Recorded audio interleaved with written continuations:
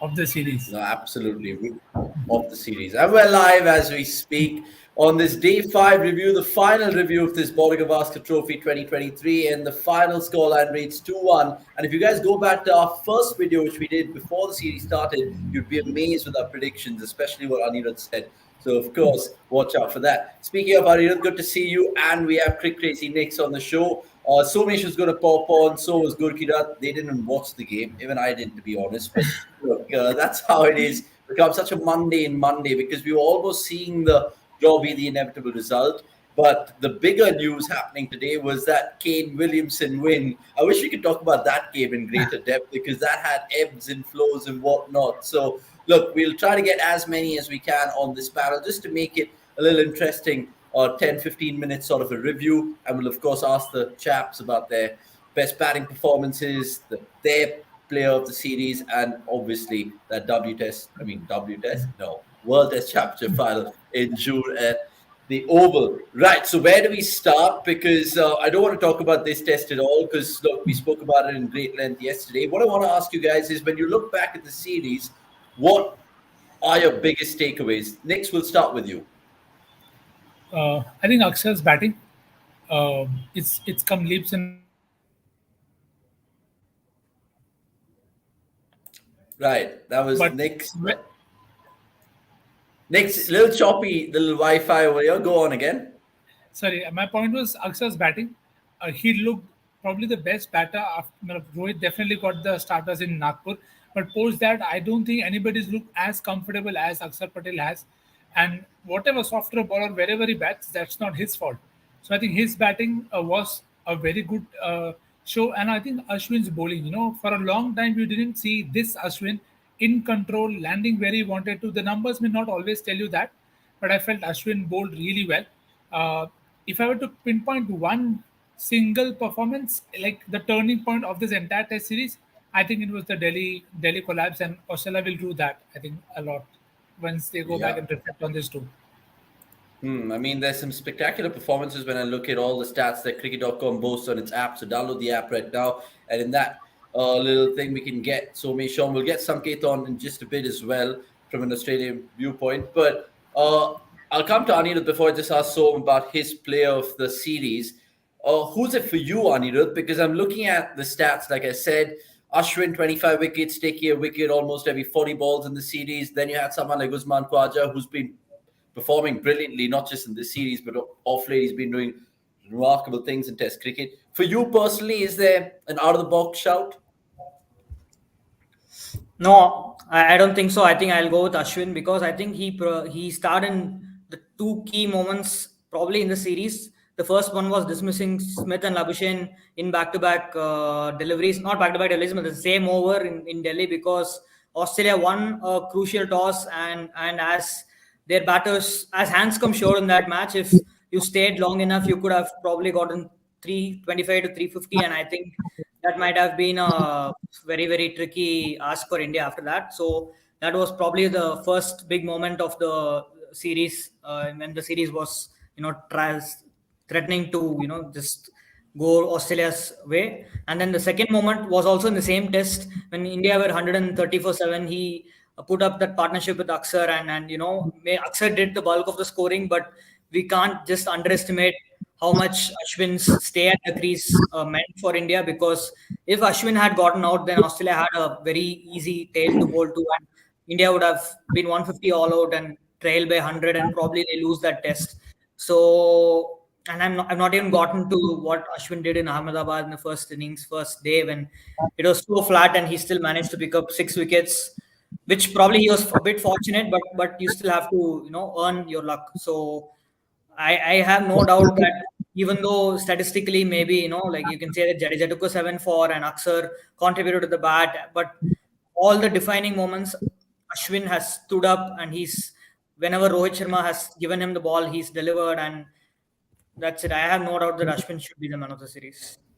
Yeah, I mean, like Akash said in one of his tweets, he's cut from a different cloth. And Ashwin, you can never rule him out, especially in domestic tests. So when we look back at this series, it didn't give us the same emotion and passion in the last three Border Gavaskar Trophy series, arguably the two in Australia and then the 2017 one, which saw a lot of hostility. How do you remember this series, and what's the best moment with you when I asked you this 5 years down the line, for example?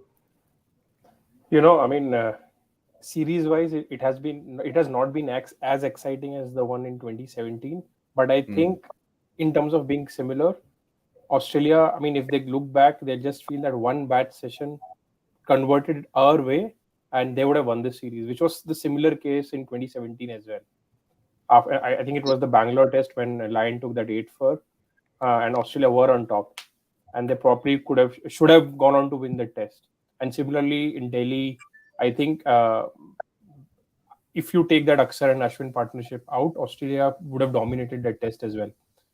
So yeah, I mean, this series, I mean, scoreline suggests 2-1. I think the contest has been uh, is a reflection of that.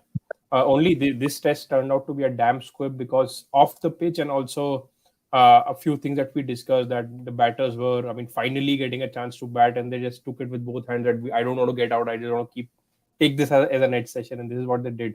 And today, I think once New Zealand won, the spark was lost, and both sides were not interested. I mean, it was probably an opportunity for Steve Smith to go on and get a 50 in the series, and break that drought. But he was like, even I don't give a damn. Let's just walk off. I want to rest.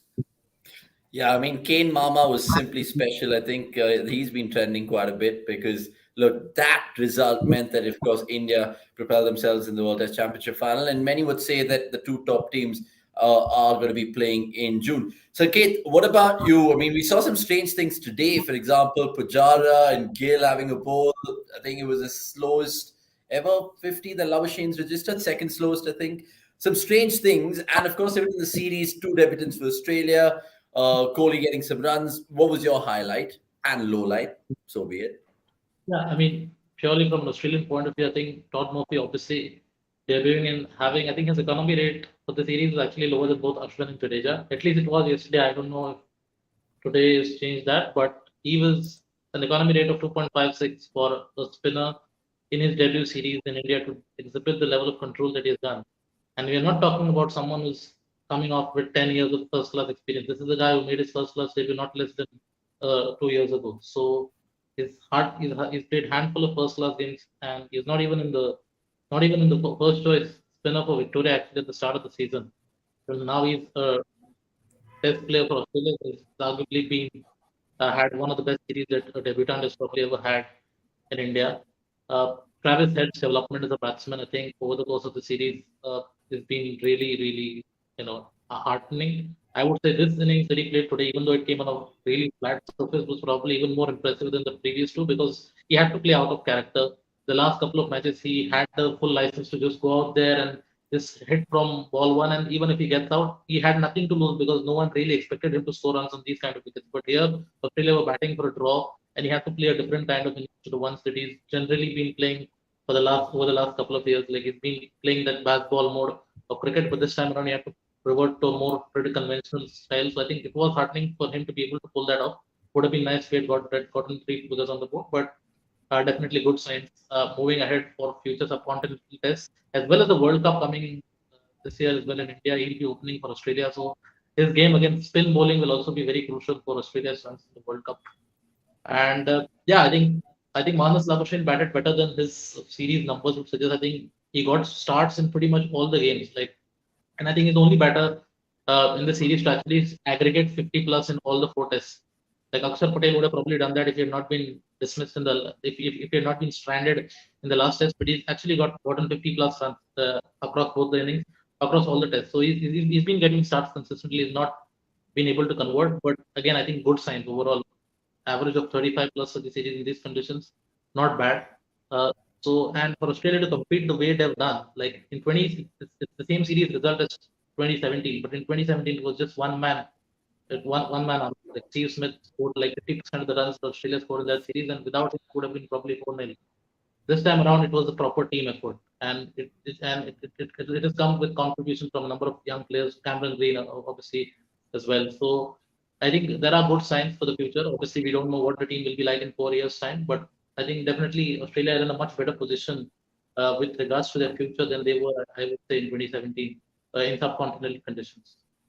Yeah, I mean, even if you look back at their time in the last 12 months, they've probably taught all the subcontinental teams, barring Bangladesh, in terms of the longest format. They won in Pakistan, they drew in Sri Lanka, and then this 2-1 could have easily been 2-2 or 1-1 or 2-1 to Australia. Who knew? Right, let me just wrap up by just asking you the best batting performance and bowling performance. We'll start with the batters, gents, because 5 tons so far in the BGC. I mean, say so far, 5 all in all. Kohli's 186, Khwaja's 180, Shubman's 128. Rohit Sharma's 120, which set the ball rolling, and Cameron Green's 114. There's, of course, other valuable contributions like Akshar's 84.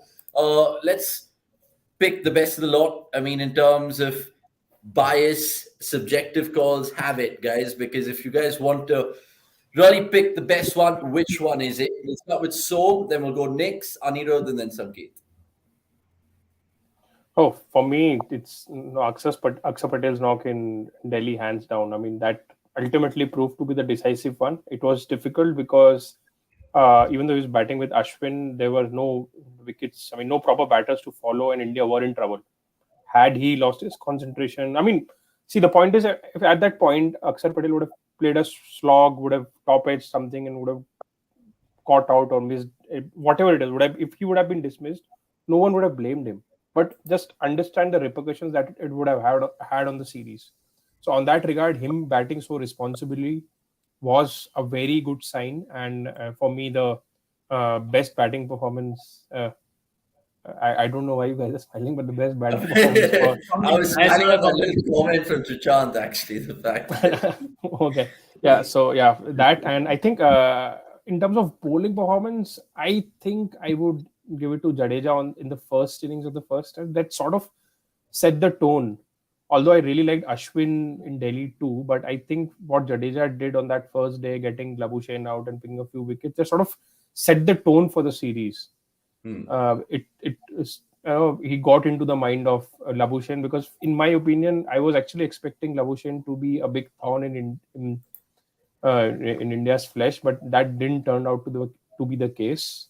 But yeah, I mean, huge shout out to Usman Khwaja as well. I mean, he is on par with Nathan Lyon, in my opinion, for the man of the series from an Australian perspective, and that itself is a big accolade on these wickets. Anirudh, do you agree in terms of the batting pick? I mean, Akshar, or do you think someone like Cameron Green's knock was also very impressive? No, I don't think we can disagree that Akshar's contribution in Delhi was probably the best, if not the most important contribution of the series. Yeah, I'm Because guessing you guys are judging that by impact, but in terms of sheer no, pleasing to watch that innings, what's I mean, He wants to hear someone say that Kohli's knock was the best of the series. nah, I mean, it's not just impact, right? I mean, they were 130 for 7, and from there, on a track where no batter did anything of sorts. You know, when Lyon was bowling, as probably he bowled well, better in Delhi than he did in Indore, even to get that kind of turn and control he had in that match after a poor performance in Nagpur, and Lyon was on it. Kunaman was bowling really well. So, and yeah, he just had nobody to follow after that. So that is number one. I have no doubt. But since Somesh has already talked about it, I think I would put Rohit Sharma's century as the second one, because again, like what Somesh said about Jadeja setting the tone, Rohit as captain especially set the tone for India with that century. And let's not forget, even in Nagpur, after India bowled Australia out for 170 or whatever, they were in a precarious position when Kohli edged it to Carey, and they were like what 120, 30 for 4 or something like that. And it even then, if Rohit had got out, India could have been bowled out under 220, and you never know after that what happens. But Rohit just went on. He scored that century and basically killed the match with his knock. So I think second will be Rohit. Uh, Third, I would put as Khwaja's in Indore, because again, after uh, after India produced that performance, and had got out deeply, again nobody would have blamed Khwaja if he had gotten out. And let's not forget, uh, he had two, very disappointing failures in Nagpur and also in Delhi. Like even though he scored a 50, he probably could have done better. But in Indore, he just corrected whatever he did wrong in the first two matches and set up the platform for Australia's comeback. So these are the top three in my opinion. And Avnish maybe can mention Kohli, but since Todd Murphy scored 40 on this wicket, I'm not gonna rate it. All right, fine. I mean, but the King's still getting 70, his 75th done is quite ridiculous. Nix, do you agree? I mean, any other choice that we've missed out? No, I'm glad I get the moment to say my answer is same, nothing different to Anirudh. Uh, I think Akshar definitely takes the cake in terms of impact, but I do agree massively with Anirudh that it was Rohit's done in Nagpur because I don't know how many of us expected that kind of knock from him, given how he had been coming back in Test cricket, having missed a lot of it. So the famous control percentage or in control and ease with which Rohit batted out that phase when others were seemingly finding it more difficult to do. So I think Rohit definitely takes that second spot. And with the ball, I think I agree with Somesh where Jadeja doing that in the very first test after a comeback, it just set the tone for him and India in the series that uh, they would be relied on. Though I feel it was when India lacked a bit in terms of their over reliance and their over usage of Jadeja and Ashwin through the four tests. But yeah, I think to highlight the positives, Rohit and Jadeja from the first test. Okay, so Sanket, I want to ask you about the batting. I'll ask you about the bowlers because we saw a huge number of 5 wicket hauls. I say huge, eight all in all. Nathan Lyons being the best in terms of 8 for 64, Jadeja 7 for 42 is there, Todd Murphy 7 for as well. Which one really impressed you in terms of guile, deception, and all the adjectives that we associate with spinners? Yeah, I would go with. I think there are two. Hidden line at Delhi. I would say, I think as Anirudh pointed out, I think that was probably a better performance from him than the one in Indore because the pitch in Indore was so spin Was friendly the that 8 for 64 better than the one in Bangalore? If 8 for 15, 2017? yeah, I think the Bangalore one was probably better because that surface was less spin friendly than that one, although it had overspin, so it did suit him in that regard that he was getting that. So both came in surface that suited him. That's why I rate the Delhi performance very highly because Delhi is the kind of surface where generally doesn't really suit his style of bowling because it's really quite a slow surface. And even this time around, it was turning, but it was not like it was bouncing out of the rough. So it was a relatively slow surface, although it did have a considerable amount of turn. So and he bowled really well. And the other one I think would also be from the same test. It was not a fifer, but Ashwin I think like two three pers. But I think that was probably more valuable than the 10 for that Jadeja took in the very same match because the wicket that Ashwin got, he broke the back of the Australian innings in both the innings. Like every time Australia were getting on top, it was Ashwin who got Travis Head and Steve Smith out on that third morning, like that fateful third morning, which I think pretty much decided the course of the series. And and uh, and later on, I think it was in the first innings as well. It was Ashwin who got Steve Smith. And regarding the batting, I just have something to say that I have the slightly unusual choice. And I'm glad no one has mentioned it yet. So in terms of impact, I think everything has been covered. But purely on a technical level, purely in terms of the quality of batsmanship, I would rate Pujara's innings at Indore. The second innings is probably the best. He had a control percentage of say 87 or 88 on that absolute minefield with Nathan Lyon bowling like the best he's ever done. And Pujara, like he seemed in utter control. Like if he wasn't left stranded with the tail, I think he could have even scored 100. He was batting that well Yeah. on that pitch. I was just And and and, absolutely and if not for the best catch of the series. Yeah. Yeah, I mean, there's no doubts about the best cats of the series coming from Steve Smith to dismiss Pujara over there. But lots of comments coming through. Guys, let's wrap up because honestly, it's just getting like a drag, similar to that day 5 test, pretty much, because there's nothing to chat about. Just final thoughts about the WTC. First and foremost, is it the two most deserved teams over the course of the last 2 years? And who starts favorites, given the fact that India don't have Pant and Bumrah? Anirudh, Mix, and then so. And then Sanjay. First question, yeah, absolutely. India and Australia have been the two best sides. Wait, I can hear some Yeah, mobile someone's getting message. a call. Some vibrations. Yeah. So I don't even There's no doubt that Australia and India have been the two best sides. Probably India have not performed to their potential, as in they have squandered a few chances, not winning in South Africa, not winning in England, drawing at home against New Zealand, the Kanpur test alone. I mean, if not, India would have been, the first team through. So I don't think there's a question. As far as favorites concerned, I mean, it's very tough to call because, India might not have Bumrah and Pant, and Pant is the bigger of two losses in my opinion, because we have seen in this series as well just how much India missed Pant from a batting perspective, if not keeping as well. But then it's being played at the Oval, which is the flattest surface in England. So, if you wanted to play Australia in one surface in England, it's probably Oval, because it will not, historically, it has not seemed as much as some of the other venues we've seen. So, yeah, in that way, it's tough to call. But on the flip side, Australia will have plenty of players playing the county championship in lead up to the WTC, which India won't. Australia have Labuschagne playing, Michael Neser playing, Steve Smith playing, Marcus Harris playing. Uh, Not sure if Bancroft will also play. I think Bancroft also has a realistic chance of playing the WTC final as Kawaja's opening partner. So Australia have that advantage, while India will be playing the IPL, and Australia will be actually preparing for both the Ashes and the WTC. So it remains to be seen if whether that will turn out to be a significant advantage. And right now, I have to say it's very tough to call. It's 50-50, bang on 50-50, and I don't think there's any favorite going into the final, honestly. That's basically Anirudh on air. Off air, he'll be like, yeah, India gonna get No, no, battered. I'm not Avnish. I'm not Avnish. Avnish will be like Kohli will win the match. Okay, but fair thoughts there. So next come in here. WTC, I know it's 3 months away, but just gut feel. You think India can win it? I mean, for me, Australia are clear favorites. India are potentially looking at 11 without Pant and Bumrah. Pretty challenging. Australia will definitely have a better pace bowling depth.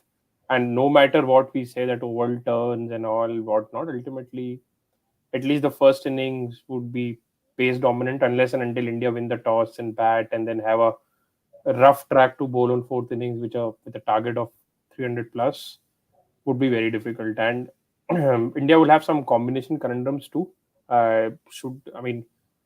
Who goes out in place of? I'm assuming Akshar Patel misses out. Ashwin has not played a test in England for a very long time. Should they persist with Bharat? Because there is an option of having KL Rahul in the 11 too, which I would prefer, honestly. But Australia look pretty sorted, and actually Anirudh made a very valid point that they will have a lot more players who would be more accustomed to the conditions than Indians. In my mind, I would have loved this WTC final to be a tri-series between India, England, and Australia, because the way England are playing, it sort of breaks my heart to say that India and Australia deserve to qualify, because if you ask me at this point, no other team deserves more than a test final than England, because that they are playing like a mad team at the moment. Yeah, I mean, England are a good shot. Next, for you, what is it? I mean, because Pant and Bumrah are out, do you agree with Som that Australia starts favorite? Yeah, much, and also it's the depth that he touched upon. India lost that game again, one-off test against England because of the depth. You had Bumrah Shami bowling a lot because of the breaks that you had, and then when you had the likes of Shardul Siraj bowling, you saw the lack of control being coming to the fore. So I think that is something that will be a concern, which is why not. I hope Umesh takes a rest. No disrespect to him, but I think he. I would actually. I said this before. If Unadkat plays, India will find it much more better left arm angle, a higher release as well. Something that I'm not sure how many sides have used against Australia in England, because I don't remember England playing too many left arm seamers very recently against them. So I think that could really add a lot of a different dimension, and it's the combinational problem. And so from the expectation point of view, Anirudh gave all the reasons to tell you why Australia are favorites, and then eventually said that it is 50-50, too tough to call. So I don't agree with that. It's probably 70-30. Again, maybe underestimating India, but I think it's better to be in that spot and be the dark horse, because it is going to be the first innings that will decide. And hopefully, India look both up and down before they take the call at the toss. Yeah, up and down. I think that's good to reiterate because the conditions overhead will always play a part in England. So, Kate, final word with you then. As an Australian fan, would you take India at the Oval in June, or would you, of course, I mean, have liked it differently? I think Australia, this is probably Australia's best chance to beat India, like, and get one over them. Like, we've not won the last four border Gavaskar trophies. Maybe we can take the WTC trophy from India. I think that is probably the best chance to Australia have. Obviously, the next series in Australia is still like 2 years away. So Australia would obviously like to believe that they would fancy their chances there. But right now, after all the suffering that Australia have had, India's chance, I think English conditions are probably the best for Australia to play this Indian side because Yeah. they have got batting issues. Like even at their best, they struggle with the bat in England compared to in Australia, for example. And Australia have got a very good bowling attack for English conditions, and I think that they have more batting depth than India for Australian conditions. The my only concern with Australia is that I don't really trust them to get the selection right. Right, I think David Warner will play, unfortunately, and I think they will play Mitchell Stark as well. They will probably play Nathan Lyon as well. Nathan Lyon had a brilliant series here, but he did not perform against India in the 2021 Border Gavaskar Trophy in Australia. So how effective he will be against the Indian batsmen in the English conditions, I'm not very sure. And I think I've spoken enough about Mitchell Stark being India's 12th man across the last like 3 to 4 Border Gavaskar Trophies.